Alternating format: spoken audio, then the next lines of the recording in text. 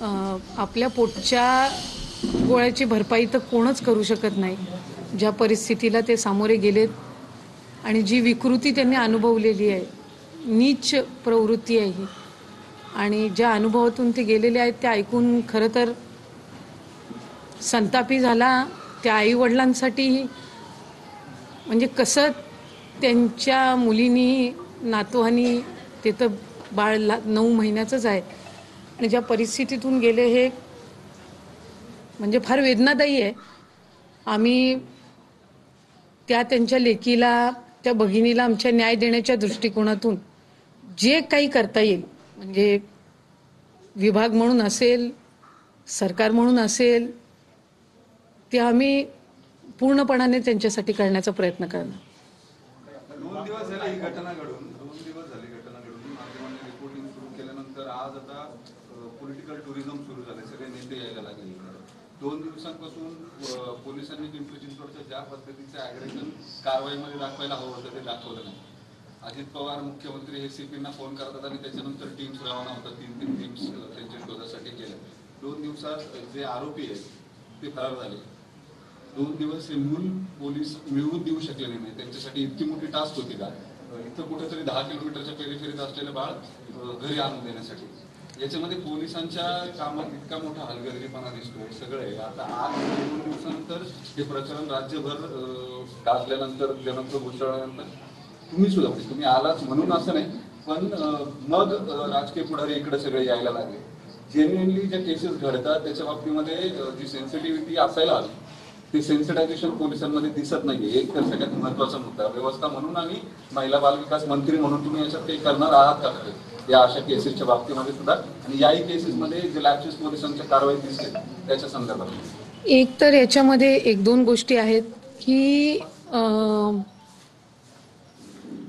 जी त्यांच्या कुटुंबासोबत चर्चा करत असताना जे काही चर्चा झाली त्यानुसार मी काही त्याच्यामध्ये अधिकच हे करणार नाही, कारण त्या कुटुंबाला न्याय देणं हे सगळ्यांच्या दृष्टीने अधिकचं महत्त्वाचं आहे. राजकीय दृष्ट्या एक लोकप्रतिनिधी म्हणून किंवा विभागाचं एक प्रतिनिधित्व म्हणून आम्ही येणं हे काही कुठल्या कुटुंबावर किंवा त्यांच्यावर काही आम्ही करत असणारे काही उपकार नाही आहे. एक जबाबदारी त्या निमित्ताने आहे. पण त्यांनी पोलिसांकडे या संदर्भात तक्रार केल्यानंतर जर पोलिसांकडनं कुठली हलगर्जी झालेली असेल तर निश्चितपणाने त्या बाबतीतलं मुख्यमंत्री देवेंद्र फडणवीस साहेब असतील किंवा उपमुख्यमंत्री अजितदादा असतील यांनी सुद्धा या संदर्भामध्ये जी काही योग्य ती कारवाई आहे बारकाईनं ते करतीलच. माझ्या माहितीनुसार आता जी काही तर सुरुवातीला 3 टीम नेमले होते, आता 6 टीम त्याच्यामध्ये नेमण्यात आलेले. 3 जे आरोपी आहेत त्यांना अटक करण्यात आलेली आहे. 2 आणखीन फरार आहेत. तर त्यांना शोधण्याची जी मोहीम आहे त्याच्यासाठी त्यांनी त्या टीम, ज्या 6 टीम्स आहेत या त्यांनी नेमलेल्या आहेत. या व्यतिरिक्त ज्या वेळेला 2 दिवसापूर्वी घटना झाली त्यावेळेला साधारणपणे पहिलं आत्महत्या म्हणून ती समोर आली, आणि त्याच्यानंतर ज्या वेळेला PM करण्यात आलं, पोस्टमॉर्टम करण्यात आलं, त्यावेळेला त्याच्यामधनं काही बाबी लक्षात आल्या. त्याच्यानंतर हळूहळू त्याच्यातले एक बाबी ह्या उलगडत गेल्या. पण ते बाळ जे आहे 9 महिन्याचं ते पहिलं ह्या कुटुंबाकडे सुपूर्त करणं हे जास्ती त्याच्यामध्ये महत्त्वाचं होतं, कारण त्यांनी स्वतःची लेक गमावलेली आहे. आज न्यायालयाकडनं किंवा पोलिसांकडनं इतर ह्याच्याकडनं जी काही कारवाई आहे त्या आरोपींवर ती होईल, त्याबाबत काही दुमत नाही. पण पहिलं प्राधान्य हे होतं की त्या बाळाला सुखरूप त्यांच्या ह्याच्यातून आणणं. ते सुरुवातीच्या कालावधीमध्ये वैष्णवीच्या कुटुंबानी त्यांच्या परीनं करण्याचा प्रयत्न केला स्वाभाविकरित्या. म्हणजे त्यांनी ती धडपड, स्वतःची मुलगी गमावलेली असताना पण पहिलं त्यांनी तो विचार केला की बाळाला आपण आणलं पाहिजे. ते करत असताना त्यांना काही अडीअडचणी आल्या, त्याचाही मी फार, कारण त्यांचा कुटुंबाचा तो शेवटी वैयक्तिक आहे. मी सांगते, मी त्याचबद्दल बोलते. 2 दिवस साधारणपणे त्या ह्याला झाले, आणि सुरुवातीच्या कालावधीमध्ये कुटुंबाने आपल्या पद्धतीनं प्रयत्न केला की ते बाळ त्यांच्याकडे सुखरूप यावं. शेवटी मुलगी त्यांनी गमावलेली होती, पण बाळ कुठंही त्याला दुखापत होऊ नये किंवा त्याला काही ह्या सगळ्या ह्याच्यात होऊ नये ही त्यांच्यामध्ये असणारी पहिली काळजी होती. आणि त्याच्यानंतर आज मला वाटतं बाळ त्यांच्याकडे आलेलं आहे सुखरूप. आम्ही तर पहिली त्याच्यामध्ये हे केलेली आहे की चांगल्या पेडियाट्रिशियनकडून लहान मुलांचे जे डॉक्टर असतात त्याच्याकडनं बाळाचं जे रुटीन चेकअप आहे ते त्या ठिकाणी त्यांनी करून व्यवस्थितरित्या घ्यावं, कारण ते आता त्यांच्याकडे आहे आणि ते पुढेही त्यांच्याकडे राहण्याच्या दृष्टिकोनातून ज्या ज्या काही बाबी आहेत त्या संदर्भामध्ये पण जी काही त्या कुटुंबासोबत चर्चा आहे लिगॅलिटीनुसार ती सुद्धा आम्ही त्या निमित्ताने त्यांच्यासोबत केलेली आहे. पण मी म्हटल्याप्रमाणे जर पोलिसांकडून काही हलगर्जीपणा झालेला असेल किंवा काही त्याच्यामध्ये जर काही कुचराई झालेली असेल तर त्या संदर्भातली योग्य ती दक्षता ही निश्चितपणाने घेण्यात येईल. आणि याच्याही व्यतिरिक्त दुसरी गोष्ट की 2 दिवसापूर्वी ते खूप शॉकमध्ये होते, ते संपूर्ण कुटुंब. त्यावेळेला कदाचित काही बाबींचा त्यांना पोलिसांना किंवा काही माहिती देण्यामध्ये, कारण शेवटी शॉकमध्ये असणारी व्यक्ती त्यावेळेला जितकी माहिती त्यांना देता आली ती त्यांनी दिली. आणखीनही ही केस त्या नीच जी काही माणसं आहेत किंवा जे आरोपी आहेत त्यांच्या विरोधात आणखीन काही जर बाबी त्यांना नमूद करायच्या असतील, जरी त्यांनी 2 दिवसापूर्वी तक्रार नेमलेली असेल तर त्या सुद्धा पोलीस असेल, विभाग असेल किंवा इतर जी काही त्या संबंधात नेमलेली जी टीम आहे त्यांच्याकडे त्यांना निश्चितपणाने करता येणार आहेत. कारण शेवटी 2 दिवसापूर्वी असणारे म्हणजे एका बाजूला मुलगी गमावल्याचं दुःख आणि दुसऱ्या बाजूला बाळ त्यांच्याकडे यावं ह्यासाठीची धडपड, या ह्याच्यामध्ये काही जे त्यांचे गेल्या काही महिन्यांचे जे काही आलेले अनुभव असतील ते कदाचित त्यांचे नमूद करायचे राहिलेले असतील, आणखीन काही ती तक्रार स्ट्रॉंग करण्याच्या दृष्टिकोनातून राहिलेले असतील तर ते सुद्धा ज्या बाबी आहेत त्या कुटुंब निश्चितपणाने आणखीन त्याच्यामध्ये उलगडा करू शकतं. आत्ताच्या सध्याच्या घडीला आपलं प्राधान्य हे आहे की जे आरोपी 2 फरार आहेत ते त्या ठिकाणी पोलिसांनी त्यांचे जे टीम्स लावलेले आहेत त्यांनी त्यांचा शोध तातडीनं घेणं, ते एकतर पहिलं जेलमध्ये गेले पाहिजेत. एक दुसरी त्याच्यामधली महत्त्वपूर्ण गोष्ट की ही केस ही स्ट्रॉंग झाली पाहिजे. मग ह्यासाठी आणखीन काही विटनेसेस या संदर्भातले असतील किंवा त्यांचे आधीचे जे काही त्यांचे इतर ज्यांना काही अशा पद्धतीचा अनुभव आलेला असेल, जे आज काही समोर आलेलं असं पाहायला मिळतंय, त्यांना आणखीन काही त्या संदर्भामध्ये काही ॲडिशन करायचे असतील, केस स्ट्रॉंग होण्याच्या दृष्टिकोनातून आणि आरोपींना कडक शिक्षा होण्याच्या दृष्टिकोनातून ज्या काही बाबी आहेत त्या सगळ्या निश्चितपणाने शासनाच्या आणि पोलीस विभागाच्या वतीने केल्या जातात. राज्य महिला आयोगाचा हलगर्जीपणा सुरुवातीपासून झाला असा एक आरोप केला जातोय. इथून अवघ्या काही किलोमीटर अंतरावर राज्य महिला आयोगाच्या अध्यक्ष रुपाली चाकणकर राहतात, या रस्त्याने त्या सतत जातात. मात्र अजूनही त्यांनी या कुटुंबियाची भेट घेतली नाही, या संपूर्ण घटनेची दखल घेण्यासाठी त्यांना 5 दिवस लागले. तर त्यांच्यावर एक असंवेदनशीलपणाचा आरोप केला जातोय.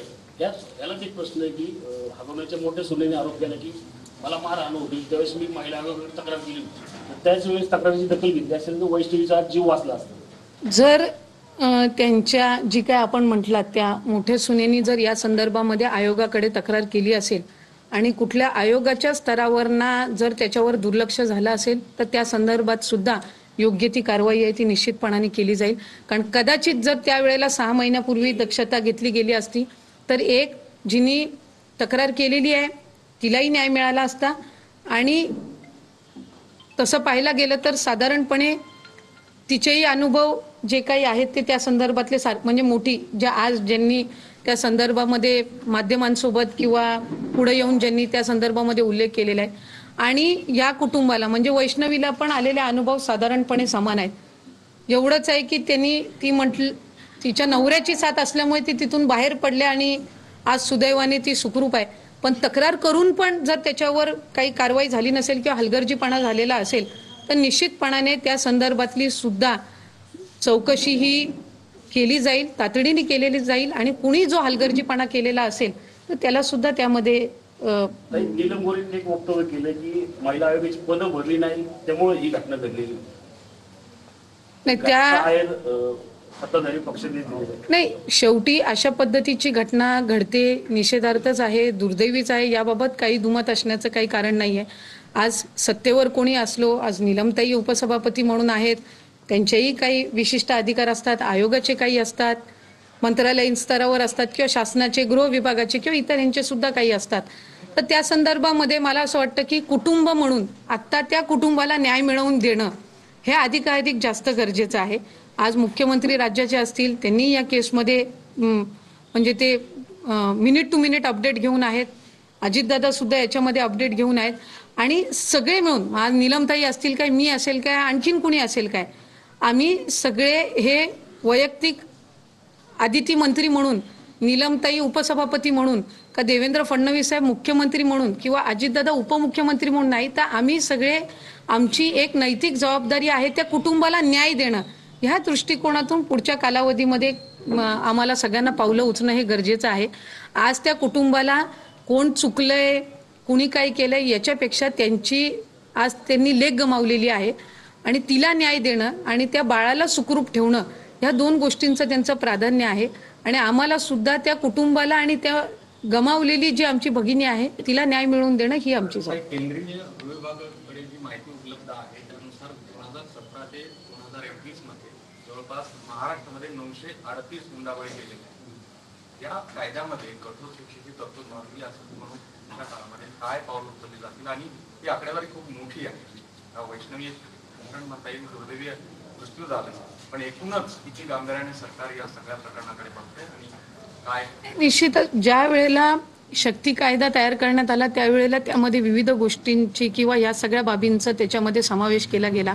पण केंद्राचे काही कायद्यामध्ये जे काही चांगले बदल जे करण्यात आलेले आहेत ते शक्ती कायदा आणि ते थोडे सिमिलर होते. त्याच्यामुळे आता रिवाईज एक शक्ती कायदा त्याच्यामध्ये देवेंद्र फडणवीस